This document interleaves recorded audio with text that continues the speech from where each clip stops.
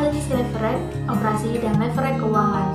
Nah, sebelum kita masuk ke materi, kita harus tahu tujuan perusahaan dalam menggunakan analisis leverage operasi dan leverage keuangan.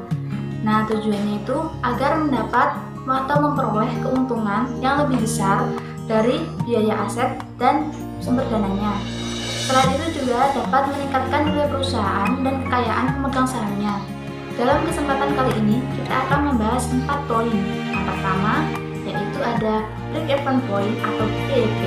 Kemudian yang kedua, yaitu ada degree operating leverage atau DOL. Kemudian yang ketiga ada degree financial leverage atau DFL.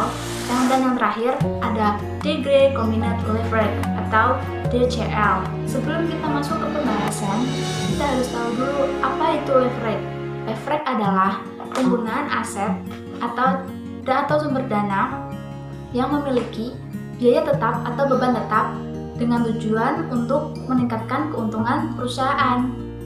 Ada 2 konsep leverage. Yang pertama yaitu ada leverage operasi. Leverage operasi atau operating leverage itu adalah seberapa besar beban tetap atau fixed cost yang digunakan untuk mendukung operasi perusahaan. Dan yang kedua ada leverage keuangan atau financial leverage, yaitu perusahaan yang operasinya menggunakan sumber dana yang mengakibatkan adanya biaya modal tetap atau bunga hutang. Nah, kita kan sudah tahu apa itu leverage dan berapa konsep leverage. Selanjutnya kita akan masuk ke pembahasan. Let's go! Untuk pembahasan yang pertama, yaitu ada break-even point atau BEP, adalah jumlah produksi atau penjualan unit yang dapat menghasilkan laba operasi atau laba usaha EBIT sama dengan 0. Rumusnya yaitu Q BEP sama dengan TFC dibagi P dikurangi VC. Q di situ yaitu jumlah volume penjualan yang menghasilkan BEP. TFC yaitu total biaya tetap, VC yaitu biaya variabel per unit, dan P yaitu harga per unit produk. Kemudian, BEP dapat dihitung dengan menggunakan beberapa formula seperti berikut.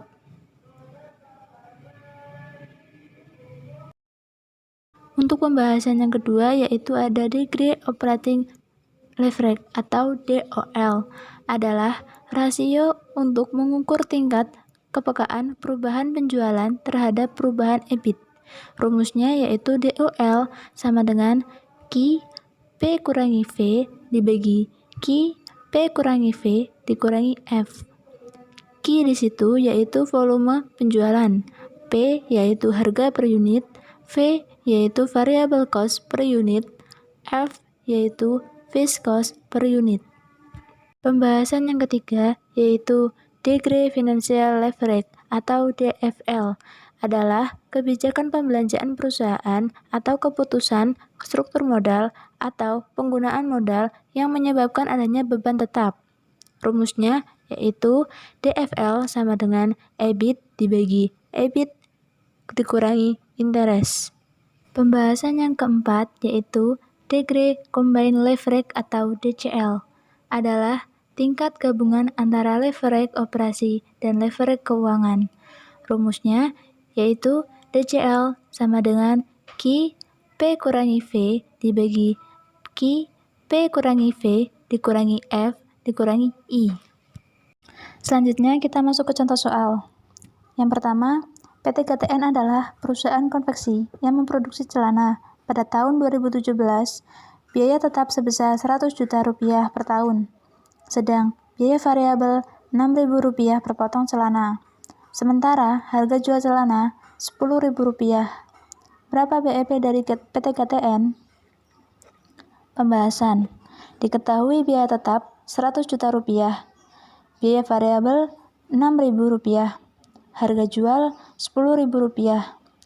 Maka BEP dalam unit sama dengan 100 juta dibagi 10.000 dikurangi 6.000 sama dengan 25.000 potong per tahun.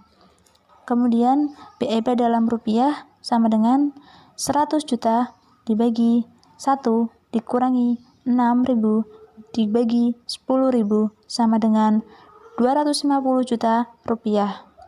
Selanjutnya, kita ke contoh soal yang kedua, yaitu PT KTN pada tahun 2017 memiliki volume penjualan Rp30.000. Harga setiap unit Rp10.000, variabel cost setiap unitnya Rp6.000, dan fixed cost setiap unitnya Rp100 juta. Berapa DOL dari PT KTN? Pembahasan. DOL sama dengan 30.000 dikali 10.000 dikurangi 6.000 dibagi 30.000 dikali 10.000 dikurangi 6.000 dikurangi 100 juta sama dengan 30.000 dikali 4.000 dibagi 30.000 dikali 4.000 dikurangi 100 juta sama dengan 120 juta dibagi 20 juta sama dengan 6 kali. Sekian penjelasan dari saya. Nah, semoga dapat bisa dipahami dan juga dapat bermanfaat untuk kalian semua. Sekian, wassalamualaikum warahmatullahi wabarakatuh.